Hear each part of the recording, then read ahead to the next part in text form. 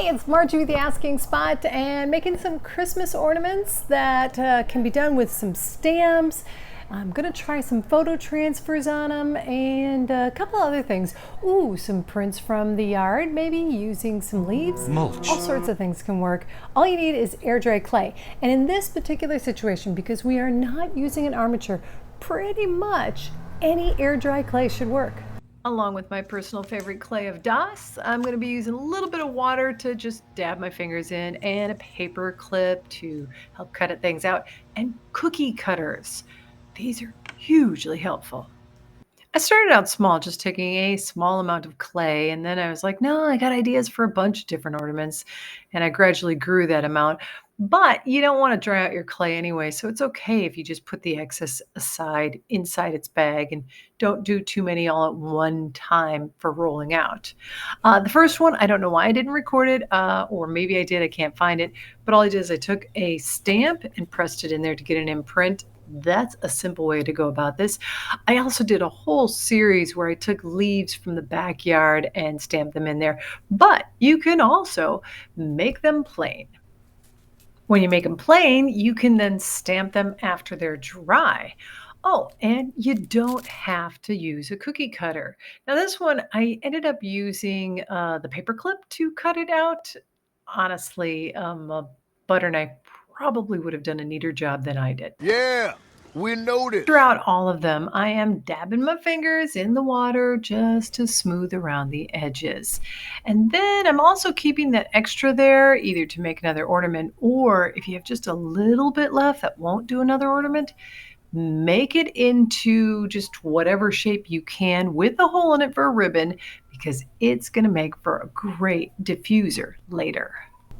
Another way you can do this is actually just roll out your clay, leave it flat and smooth, and then add something to it afterwards, which is hopefully going to be a wonderful photo transfer. And for the longest time, I used to really worry about putting air dry clay down on something and thinking, oh no, it's going to stick to it forever. I haven't tried it on everything, and I wouldn't certainly try to do it on something that's porous, anything fabric or paper or wood, because then there is a good chance that something will grab hold. But on this non-porous piece of glass, it's actually perfect. It will stick to this piece of glass very, very hard and very, thoroughly until it's dry. So that's how you kind of know when your piece is dry, because then you'll be able to be like, and it comes right out. Another day, another way. Next series of ornaments are going to be very personalized because they're using maps. I'm going to be doing some photo transfers onto air dry clay, and I've actually used an inkjet printer for these. The biggest thing to remember is a cheap paper, which I've done this in one of my other decoupage pieces. I'll have connections for that.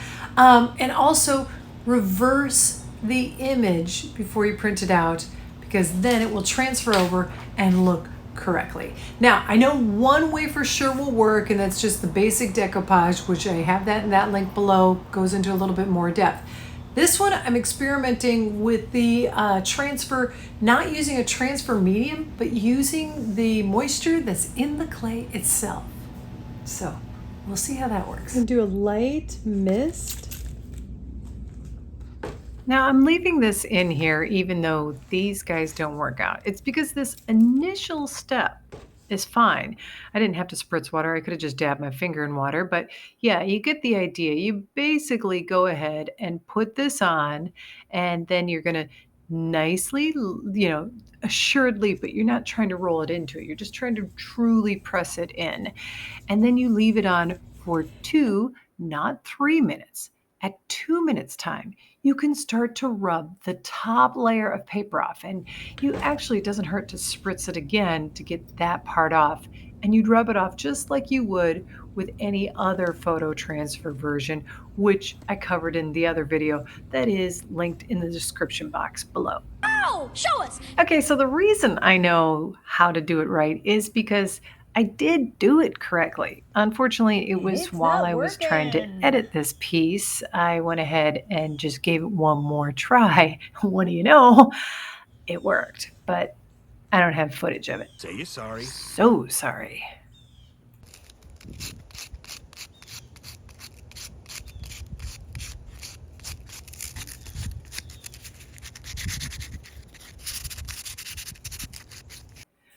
do photo transfer the classic way. First, you're going to put down some of your medium, whether in my case I'm using Mod Podge, but again, polyacrylic, watered down school glue, should all work. Then you place the item you want transferred, which you put in reverse image on, and you're going to make sure you press it in pretty well. Now, this is working on a dry piece of clay. It's dry. Here we go, a little bit of water. Okay, maybe a lot. Can't we see it? My apologies on the camera angle. It is a bunch of gentle rubbing and peeling. We have got transfer. Yippee! Okay, once this dries again, I'll apply a top coat. All right, with this one, I did not have as stellar of results. Just up here, but I can hand paint that, so I'm not too terribly upset. All right, you'll notice that it's, really light. It should be much darker. But once we spray the top coat on, it does become much darker.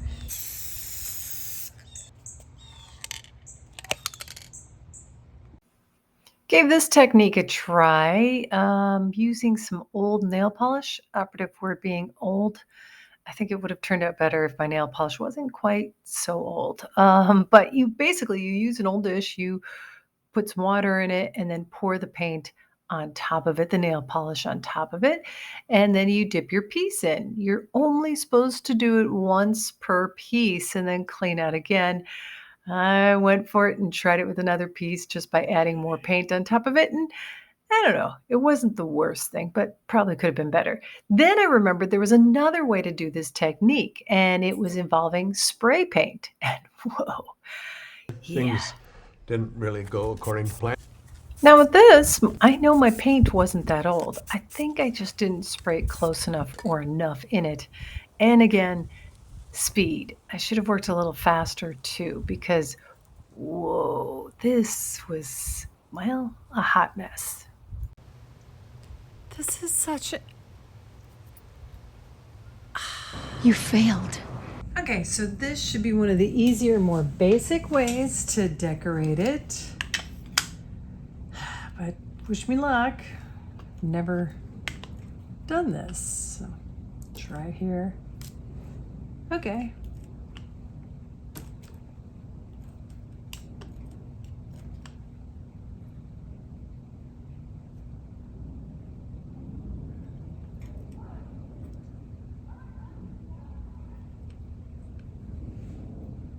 Well, you get the idea. I can fill it in with paint and do the rest. Where it all went wrong. Because you couldn't leave well enough alone. You're getting a little sloppy. Ugh, this is such a cautionary tale. I should have just left well enough alone. But no, I was like, oh, rubbing alcohol will get this off. No, I did it on a dry piece of untop coated piece of clay. It will never get it all off. Such a fail. What I should have done with that piece was simply sand that off and start again, but instead what I did is I flipped it over, painted it red, and stamped it again. Let's move on to pieces that I did a little bit better. Using some watered down acrylic paint, I just had some fun with the other pieces.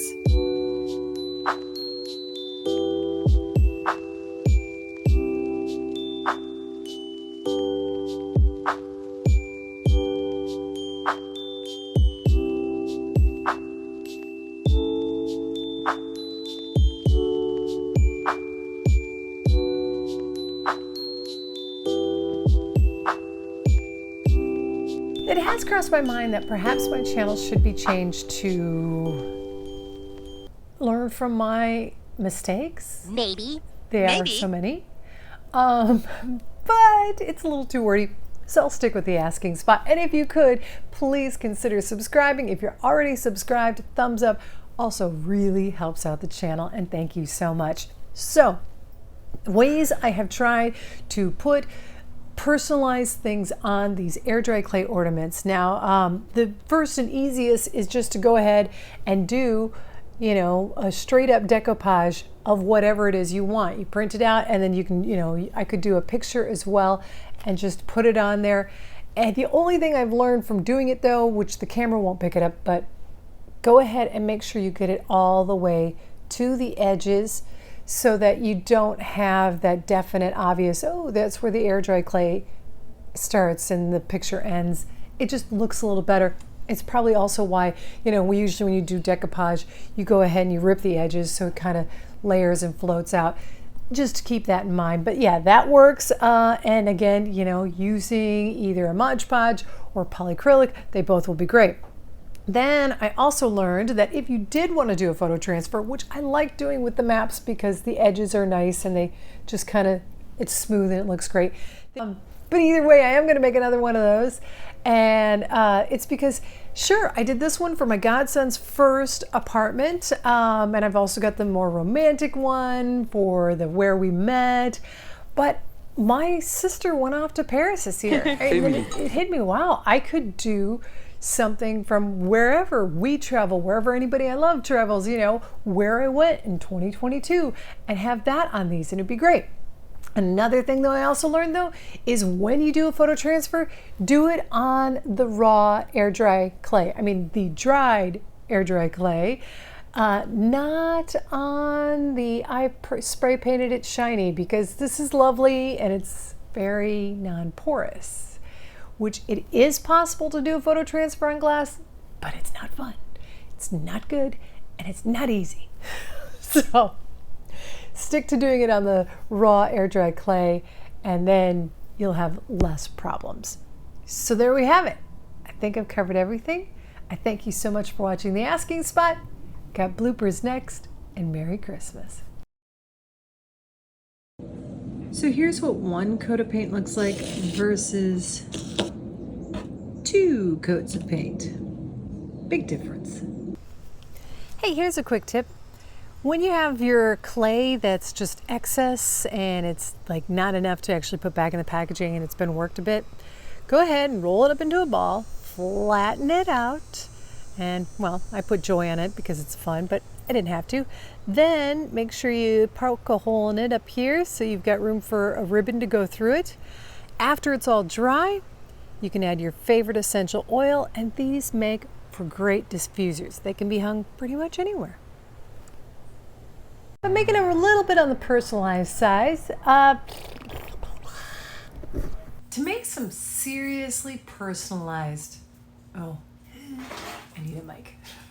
Because I've got a nephew that got his first apartment, so I want to make an ornament that has that part of the map on it. And then I've got my youngest who's off in college. They've got their first significant other, so making them a little ornament that's, you know, where we met, and then putting the year on it. And a squirrel